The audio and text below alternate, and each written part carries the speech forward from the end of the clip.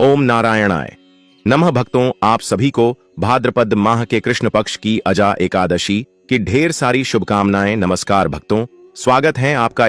भक्तों, आज इस वीडियो में हम बात करेंगे आने वाली एकादशी इस महीने में किस तारीख को पड़ रही है, 19 या 20 अगस्त को।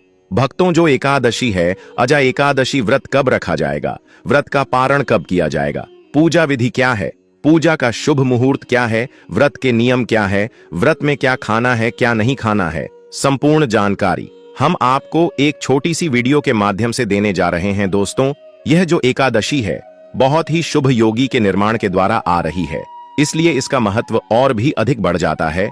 योगिनी एकादशी का व्रत हिंदू धर्म में अत्यंत महत्वपूर्ण और पुण्यदायी माना जाता है। यह व्रत विशेष रूप से भगवान विष्णु के भक्तों द्वारा किया जाता है। शास्त्रों में इसे पाप मोचनी और मोक्ष प्रदायिनी कहा गया है। इसका पालन करने से पापों का नाश होता है और मोक्ष की प्राप्ति होती है। अजा एकादशी का व्रत विशेष रूप से उन लोगों के लिए महत्वपूर्ण है जो किसी शाप से पीड़ित हैं। मान्यता है कि इस दिन विशेष पूजा विधि और व्रत के माध्यम से शाप का प्रभाव समाप्त किया जा सकता है और जीवन में सुख शांति की प्राप्ति होती है। कहा जाता है कि जो व्यक्ति श्रद्धा पूर्वक अजा एकादशी का व्रत करता है, उसके पिछले और वर्तमान जन्मों के पाप नष्ट हो जाते हैं। यहां तक कि अनजाने में किए गए बड़े पाप भी इस व्रत के प्रभाव से क्षीण हो जाते हैं। अजा एकादशी के दिन विशेष पूजा विधि से शापों का प्रभाव समाप्त किया जा सकता है।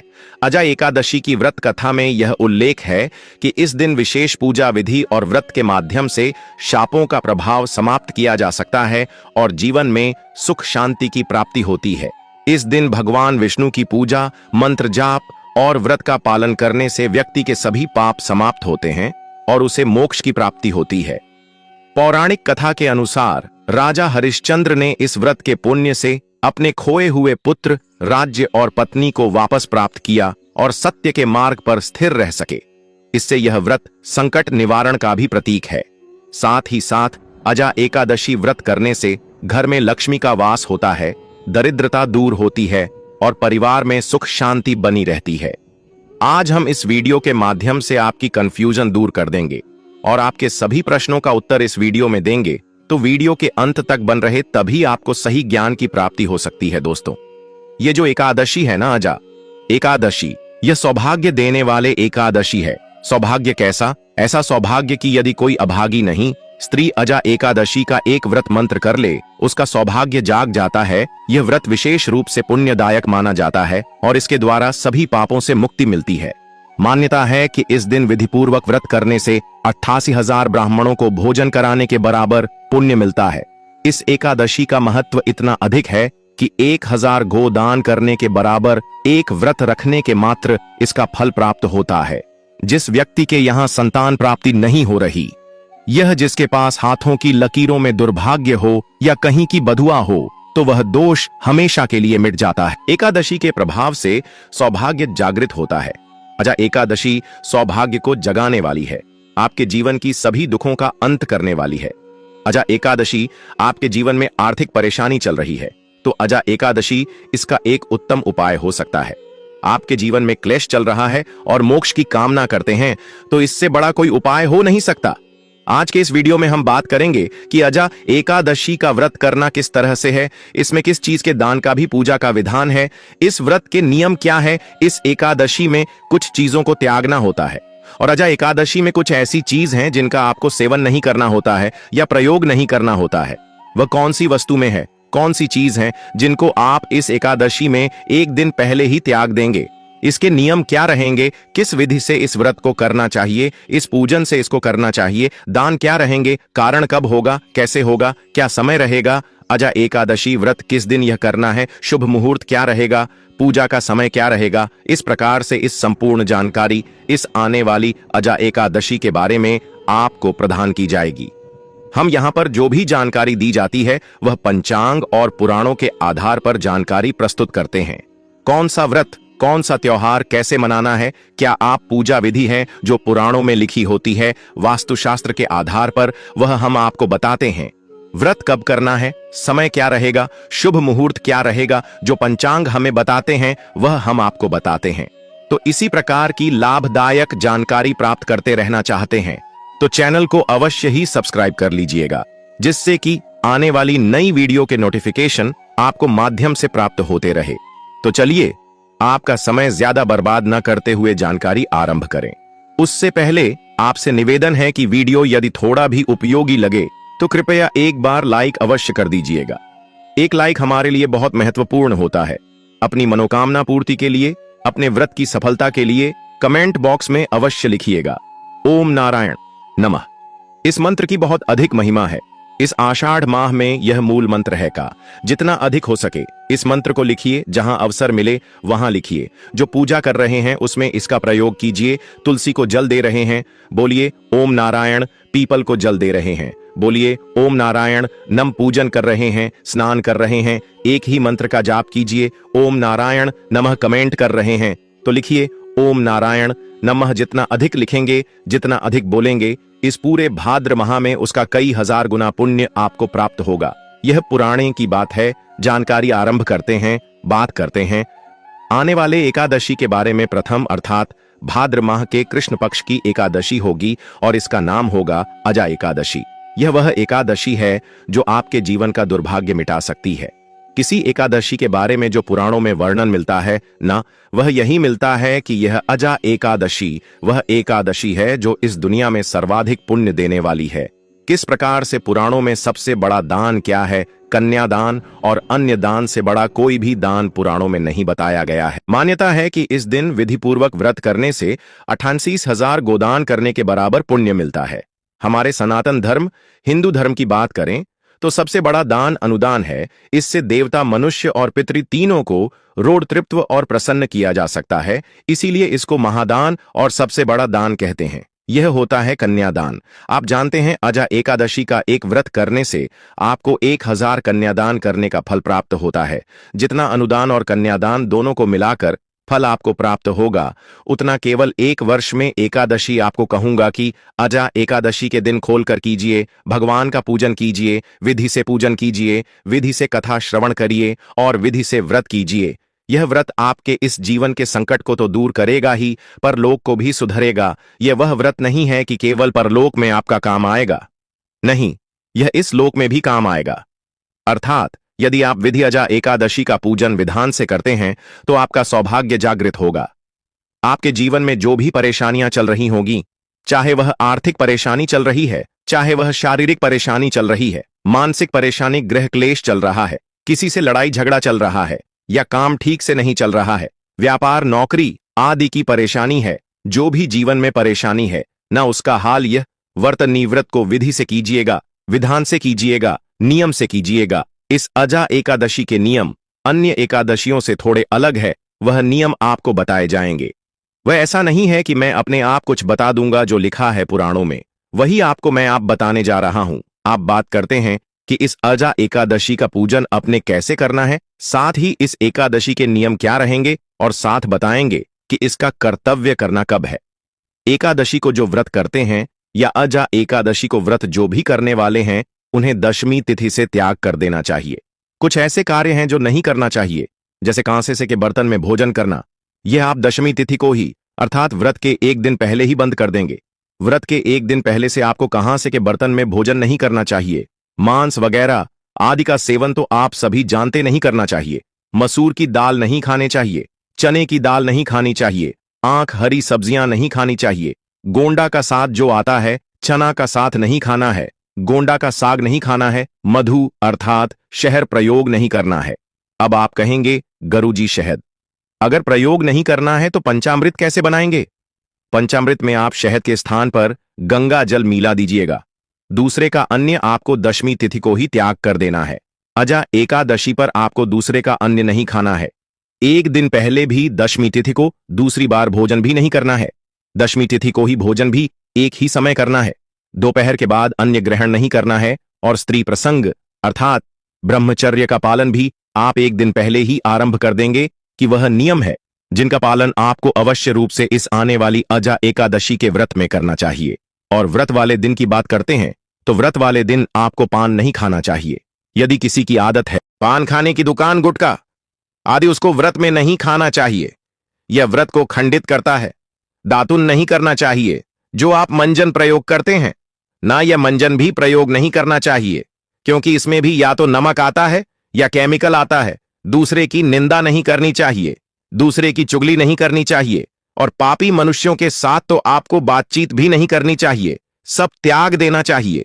क्रोध नहीं करना चाहिए, मिथ्या भाषण का त्याग कर देना चाहिए। और व्रत वाले दिन अगर भोजन की बात करें, आहार की बात करें, तो फल आहार का सेवन करना चाहिए।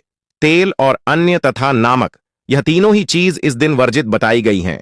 इनका सेवन भी आपको नहीं करना चाहिए। यह वह वस्तुएं हैं जिनका आपको परित्याग करना है, अर्थात मेन का प्रयोग और बंद कर देना है दशमी तिथि से। और जो एकादशी वाली चीज है कि अजा एकादशी को क्या नहीं खाना है, वह हमने आपको बताइए कि इसका व्रत पूजन कैसे करेंगे। तो अजा एकादशी के व्रत वाले दिन वृद्धि को सूर्य उदय से पहले अवश्य उठ जाना चाहिए। वहां चल रहा है, वैसे तो संभव हो स्नान कीजिए, क्योंकि भादो स्नान की महिमा बड़ी अद्भुत है। दोस्तों, स्नान की महिमा इतनी अधिक है कि इसका जो पुण्य है ना, वह कार्तिक स्नान से भी 1000 गुना अधिक है, और उसको ज्यादातर लोग जानते नहीं हैं। और इसका कारण भी भगवान श्री हरि विष्णु का एक श्राप है कि यह कहे कि भगवान श्री हरि विष्णु का एक वचन है जो उन्होंने यमराज को दिया था कि महिमा इसका पुण्य सभी मासूम में सर्वोत्तम है। यदि आप कार्तिक स्नान को या कार्तिक मास को सबसे उत्तम समझते हैं तो यह आपकी भूल होगी। एक बार उसे वीडियो को सुनिएगा जिसमें हमने पद्म पुराण से पूरा विवरण निकाल कर ले आपके लिए कि किस प्रकार से भगवान विष्णु स्वयं इस मानस के बारे में वर्णन कर रहे हैं, और क्यों इस मास की जो महिमा अर्थात इसकी जो जानकारी है, यह हम लोगों के बीच में वह कम होती जा रही है। इसका कारण क्या है? कलयुग में इस मास के बारे में अधिकतम लोग जानते नहीं है, इसकी महिमा, इसके महत्व को नहीं जान पा रहे हैं। इसका कारण क्या है, यह उसे वीडियो से झांत होगा। परंतु यदि आपने इस वीडियो के माध्यम से इसकी महिमा को समझ लिया तो आप छोड़ ही नहीं पाएंगे। इस भादो मास में स्नान दान होने के कार्य करना कितना अधिक पुण्य है साहब। वर्णन आता है कि यमराज स्वयं भयभीत हो गए। भादो माह के पुण्य को जब पृथ्वी वालों ने प्राप्त करना शुरू किया था, उनका पूरा नरक रोग खाली हो गया, यमलोक खाली हो गया। यमदूतों को कोई मिलता नहीं था, क्योंकि सब असद स्नान करके अपने पाप धो लेते थे। तब वह रोते हुए पहुंचे विष्णु भगवान के पास कि प्रभु, आपने यह क्या मानस बनाया है? यह तो 7 पीढ़ी के जो पुराने जीव मेरे यहां नर्क में पड़े थे, उनके साथ में पीढ़ी में आकर स्नान कर लिया, आपका पैसा आपका, और वह वहां से तृप्त हो गए। मेरा तो काम ही बंद हो गया। बड़ा ही रोचक प्रसंग है, इसको अवश्य सुनिएगा। तो एकादशी वाले दिन आपको सूर्योदय उठाना है। उठने के बाद स्नान आदि करके अपनी पूजा स्थल के साथ सफाई कीजिए, और पूजा स्थल पर सामग्री एकत्र करके आसन लगाकर बैठ जाइए। बात आती है कि सामग्री में हमें क्या क्या चाहिएगा, तो सामग्री नोट कर लीजिए। सामग्री में आपके पास होने चाहिए भगवान श्री हरि विष्णु की कोई प्रतिमा या तस्वीर, माधव रूप की अगर तस्वीर आपके पास हो, प्रतिमा हो, तो बहुत उत्तम रहेगा, क्योंकि वह साथ में दोनों ही एकादशियों पर आपको भगवान के माधव स्वरूप का पूजन करना चाहिए। एक चौकी, पीला वस्त्र, रोली मोली, पान सुपारी लौंग, इलायची, धूप में पुष्प की माला, खुले पुष्प चित्र, जानू तांबे का एक लोटा, यह सामग्री आपको आवश्यक होगी। साथ ही पंचामृत बनाने के लिए कच्चा दूध, दही, घी, शहद और शक्कर, यह 5 चीज पंचामृत बनाने के लिए। क्योंकि एकादशी व्रत है, इसमें शहद प्रयोग नहीं होगा, तो उसके स्थान पर गंगाजल की सारी वस्तुएं आप एकत्र कर लीजिए। सामग्री एकत्र कर लीजिए। तांबे का लोटा लीजिए, उसे अच्छे से साफ कर लीजिए और उसमें पहले गंगाजल भरिए, फिर उसमें शुद्ध जल भर लीजिए। आसन लगाकर बैठ जाइए और पूजन आरंभ कीजिए। एक पुष्प से सभी सामग्री पर और स्थान पर पहले चींटें दीजिए। इसका लाभ यह होगा कि इससे जो स्थान है, जो सामग्री है, वह सभी पवित्र हो जाएगी। छींटे दीजिएगा। हम मंत्र पढ़ते हैं, ओम पवित्र हो, पवित्र एवं श्रवण व्यास, मेरे तो कुंडली कक्षा ही हो। इस प्रकार से अपने पवित्रीकरण किया है, शुद्धिकरण किया है, भगवान को विराजमान करेंगे। उससे पहले अपने हाथ धो लीजिए, अपने सीधे हाथ पैर जल लीजिए। हास्टल रक्षालन आप तो दीजिए। हाथ धोने के बाद भगवान की स्थापना कीजिए। चौकी बिछाइए। चौकी पर पीला वस्त्र अगर है तो वह भी चाहिए, और भगवान को स्थापित करने से पहले प्रार्थना कीजिए कि हे ईश्वर ही परमात्मा, हम आपके यहाँ आवाहन कर रहे हैं, आप यहाँ विराजमान हो, और भगवान की तस्वीर को स्थापित कर दीजिए। यह भाव हो गया कि अपने भगवान को आसान दिया पुष्प के रूप में, और भगवान आकर विराजमान हो गए।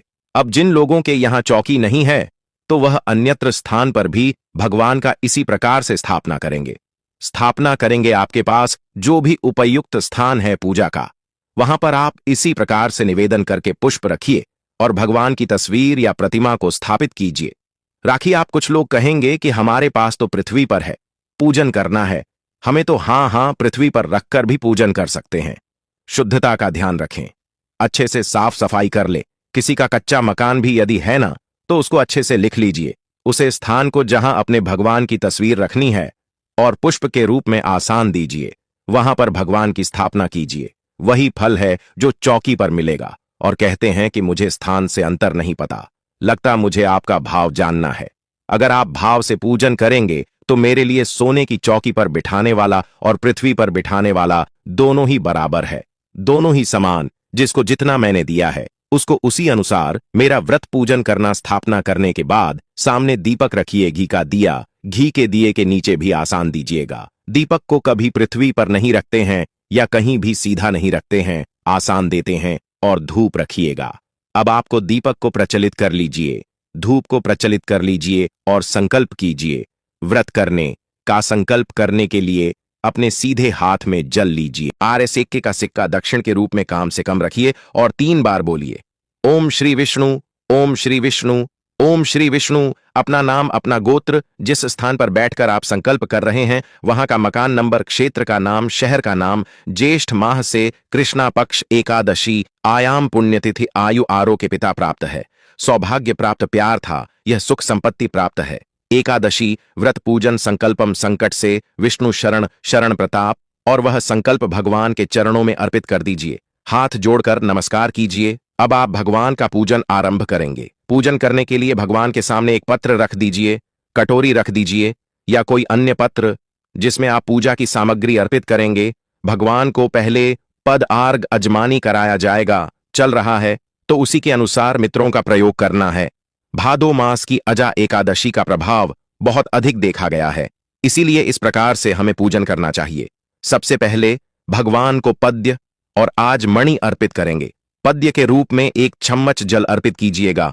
ओम भूर्भुव स्व श्री माधवय वैष्णव नमः पद्यम समर्पयारी के रूप में जल्पित कीजिए। भगवान माधव का पूजन करते हैं, भगवान के माधव स्वरूप का पूजन कर रहे हैं। ओम भूर्भुव स्व नारायणम के रूप में 1 चम्मच जल आप परमात्मा को अर्पित कीजिए। आज मैंने कराएंगे। ओम भूर्भुव नम के रूप में 1 चम्मच अर्पित कीजिए। भगवान को स्नान करेंगे। स्नान के लिए 1 चम्मच जलापित करेंगे। जिनके पास प्रतिमा है वह प्रतिमा को नहीं लेंगे। ओम भूर्भुव स्व माधव आय नमः। पंचामृत बनाया कच्चा दूध, दही, शहद के स्थान पर गंगा जल और शक्कर। ओम भूर्भुव स्व श्री माधवय नमः। पंचामृत स्नान, पंचम समर्पण। शुद्ध जल से स्नान करेंगे। शुद्ध जल संस्थान करने के लिए 1 चम्मच जल शुद्ध कीजिएगा। ओम भूर्भुव करेंगे। वस्त्र के रूप में मौलिक का 1 टुकड़ा थोड़ी है और वह भगवान को अर्पित कीजिए। ओम भूर्भुवा स्वाहा। वस्त्रम समर्पयारियों पवित्रम, या क्यों पवित्रपित करेंगे। जनवरी लीजिए, उसे पर तिलक कर लीजिए होली से और वह अर्पित कीजिएगा। ओम भूर्भुव नमः को चंदन लगाएंगे। चंदन लगाइए पवित्रम। इसके बाद भगवान को पुष्प की माला पहनाएंगे। पुष्प अर्पित करने के बाद धूप दीप दिखाएंगे। ओम भूर्भुवा स्वाहा रूपम समर्पयामि श्री नारायण, नारायण दिखाएंगे। ओम भूर्भुव स्व श्री माधव आये नमः दीपम। दृश्य स्वामी के बाद नावेद के रूप में क्या आप फल चढ़ा सकते हैं। मिठाई है तो मिठाई अर्पित कीजिएगा, अन्यथा आपको ड्राई फ्रूट्स और मिश्री है तो मिश्री चढ़ा सकते हैं। जो भी आपके पास उपलब्ध सामग्री है। नारायण नमः और भजन आते चल अजमानी समर्पयारी। 1 चम्मच जल लीजिए, अजमानी के रूप में अर्पित कीजिए। जल जमानी करने के बाद अब भगवान को तंबू अर्पित करेंगे। तांबूल पान का पत्ता लीजिए, उसमें 2 लौंग, 2 इलायची, 1 सुपारी रखिए और वह अर्पित कीजिएगा। ओम भूर्भुव स्वनारायण नमः अर्पित करने के बाद दक्षिण अर्पित कीजिए। भगवान को प्रेम से ओम भूर्भुव स्वनारायण नमः शिवाय ओम समर्पयारी शुभ दक्षिण अर्पित कीजिए। दक्षिणा अर्पित करने के बाद हाथ जोड़कर भगवान को नमस्कार कीजिए। भगवान से प्रार्थना कीजिए कि यह परमेश्वर, आज के दिन हमने आपका यह अजा एकादशी का पूजन किया है, हम व्रत कर रहे हैं, इस पूजन को आप स्वीकार करें और इस व्रत को हम अच्छे से कर पाए, इतनी हमें शक्ति प्रदान करें। उसके बाद अब आपने कहा सुनी है, एकादशी का महत्व सुनना है। एकादशी की कथा यूट्यूब पर सुनते समय ध्यान रखिएगा कि यूट्यूब पर बहुत सारे चैनल किसी भी कथा को किसी भी नाम से चला देते हैं, तो सही चैनल चुने और सही ही कथा सुन। आपका चैनल जिस पर आप यह वीडियो देख रहे हैं एक वास्तुशास्त्र पर का चैनल है और यहां पर हम सही कथाएं हैं सुनते हैं जो उसे मृत के लिए बने होते हैं। तो सही कथा सुनने के लिए चैनल को भी सब्सक्राइब कीजिए। अगर नए हैं तो और बेल आइकन के निशान को अवश्य दबाइएगा, तभी आपको सारी वीडियो प्राप्त होंगे। सब्सक्राइब करने के बाद एक बेल का निशान बना हुआ आएगा, उसको दबा दीजिएगा। वीडियो आपसे छुट्टी जाएंगे। साथ में विष्णु सहस्त्र नाम आपको सुनना चाहिए। कथा, विष्णु सहस्त्र नाम और नारायण कवच, और यह तीनों ही चीज हम प्रत्येक एकादशी पर अपलोड करते हैं। इसका लाभ लीजिएगा, फिर भगवान की आरती कीजिएगा और नियमों के अनुसार दिन को व्यतीत कीजिएगा। नियम हमने आपको बताए हैं कि दिन में आपको व्रत वाले दिन सोना नहीं चाहिए। पारण वाले दिन आपको सूर्योदय से पहले उठ जाना चाहिए। उठने के बाद स्नान आदि करके स्वच्छ वस्त्र धारण करके पारण की पूजा करेंगे। पारण की पूजा करने के बाद आप पुष्पांजलि करेंगे, जो कि क्षमा प्रार्थना होती है। किसी भी व्रत पूजन के लिए सफलता के लिए बहुत आवश्यक होती है, वह पुष्पांजलि और क्षमा प्रार्थना करेंगे। भगवान को पारण का भोग लगाएंगे, ब्राह्मण को दान आदि देंगे और उसके बाद व्रत का पालन करेंगे। वीडियो में बताते भी है तो उसको आप अवश्य देखिएगा। यहां आपको बता दें कि अब आपको व्रत करना कब है और पारण करना कब है। कृष्ण पक्ष की अष्टमी यानी जन्माष्टमी के बाद एकादशी के दिन अजा एकादशी व्रत रखा जाता है। इस साल अजा एकादशी व्रत 19 अगस्त मंगलवार को है। एकादशी व्रत भगवान विष्णु को समर्पित है। मान्यता है कि एकादशी व्रत करने से पापों से मुक्ति मिलती है और जीवन में सुख समृद्धि आती है। साथ ही व्यक्ति सभी सुखों को भोग कर अंत में विष्णु धाम को जाता है। एकादशी व्रत में भगवान विष्णु की विधि विधान के साथ पूजा अर्चना की जाती है। जाने अजा एकादशी पर बनने वाले पूजन मुहूर्त व व्रत पारण का समय। अजा एकादशी पर बन रहे पूजन, ये शुभ मुहूर्त एकादशी तिथि 18 अगस्त को शाम 5:22 पर प्रारंभ होगी और 19 अगस्त को दोपहर 3:32 पर समाप्त होगी। जाने एकादशी के दिन बनने वाले पूजन के शुभ मुहूर्त। ब्रह्म मुहूर्त सुबह 4:25 बजे से सुबह 5:09 बजे तक। अभिजित मुहूर्त सुबह 11:78 बजे से दोपहर 12:71 बजे तक। विजय मुहूर्त दोपहर 2:35 बजे से दोपहर 3:27 बजे तक। गोधूली मुहूर्त शाम 6:18 बजे से शाम 2:18 बजे तक। जन्माष्टमी बाद अजा एकादशी कब है, जाने डेट, व्रत का फल, पूजन व व्रत पारण का उत्तम मुहूर्त। हिंदू धर्म में अजा एकादशी व्रत का खास महत्व है। अजा एकादशी व्रत जन्माष्टमी के बाद रखा जाता है। एकादशी व्रत पारण का शुभ मुहूर्त सुबह 5:53 से सुबह 8:29 तक रहेगा। एकादशी व्रत का पारण द्वादशी तिथि के भीतर करना अत्यंत शुभ माना गया है। इस दिन द्वादशी समाप्त होने का समय दोपहर 1:58 तक रहेगा। कहा जाता है कि जो व्यक्ति श्रद्धापूर्वक अजा एकादशी का व्रत करता है उसके पिछले और वर्तमान जन्मों के पाप नष्ट हो जाते हैं। विष्णु भक्त इस व्रत को करके जन्म मृत्यु के चक्र से मुक्ति पाने का मार्ग प्रशस्त करते हैं। मृत्यु के बाद आत्मा को विष्णु लोक की प्राप्ति होती है। भगवान विष्णु की कृपा से जीवन में सुख शांति आती है, मोक्ष की प्राप्ति होती है। यदि आप इस व्रत को विधिपूर्वक करना चाहते हैं तो अपने नजदीकी मंदिर या पंडित से मार्गदर्शन प्राप्त कर सकते हैं। दोस्तों, अगर आपको यह जानकारी अजा एकादशी के बारे में जानकारी थोड़ी भी अच्छी लगी हो तो कृपया लाइक अवश्य कीजिएगा, क्योंकि आपका एक लाइक हमारे लिए बहुत ही महत्वपूर्ण होता है और हमारा वीडियो बनाने का जो मनोबल होता है ना, वह बहुत अधिक बढ़ता है। इसके लिए हमारी टीम और ज्यादा मेहनत करती है और आपको इसी प्रकार की जानकारी छोटी सी वीडियो के माध्यम से हमारा नया योग टीवी चैनल आपको प्रदान करता है। इसलिए चैनल पर नए तो चैनल को सब्सक्राइब जरूर ही कर लेना, ताकि इसी प्रकार की और भी ज्ञानवर्धक जानकारी आपको हम सीधे नोटिफिकेशन के माध्यम से प्राप्त कर सके। वीडियो के अंत तक बने रहने के लिए आप सभी का धन्यवाद। दोस्तों, मिलते हैं नेक्स्ट वीडियो में, तब तक के लिए नमस्कार।